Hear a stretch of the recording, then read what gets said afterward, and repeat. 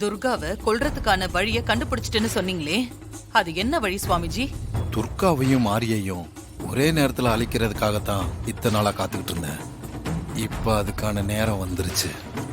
சிஸ்டரும் அதுக்கு தான் காத்துக்கிட்டு இருக்காங்க. நீங்க துர்காவையும் அவ உடம்புல இருக்கிற மாரியோட ஆத்மாவையும் அழிக்கிறதுக்கான வழியை மட்டும் பாருங்க. துர்கா உடம்புக்குள்ள இருக்க மாரியையும் அந்த குடும்பத்தையும் பாதுகாத்துக்கிட்டு இருக்க ஒரே பவர் பல கோடி மதிப்புள்ள தெய்வ சக்தி உள்ள ஒரு வைரம் தான். என்னமோ நமக்கு இதெல்லாம் தெரியாத மாதிரியே சொல்லிக்கிட்டு இருக்குது பாரு. அந்த தெய்வ சக்தி உள்ள வைரத்தால தான் துர்காவால மாரியா மாற முடியும். தன்னை மாரியா இந்த உலகத்துக்கு தெரியப்படுத்திக்க முடியும். அதனால துர்கா மாரியா அழிக்கணும்னா தெய்வ சக்தி உள்ள அந்த வைரம் நம்ம கைக்கு வரணும்.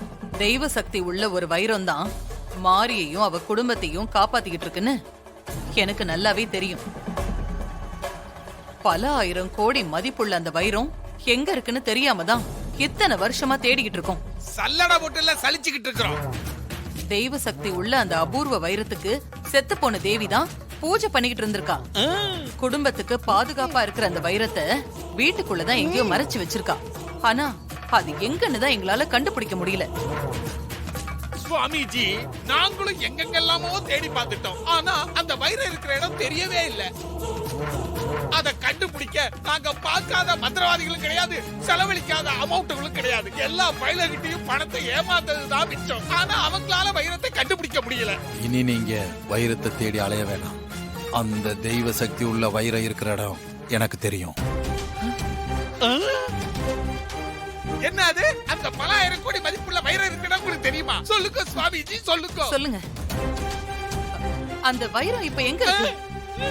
தெய்வ சக்தி உள்ள அந்த அபூர்வ வைரம் ஒரு நாகத்தோட பாதுகாப்புல இருக்கு. என்னது?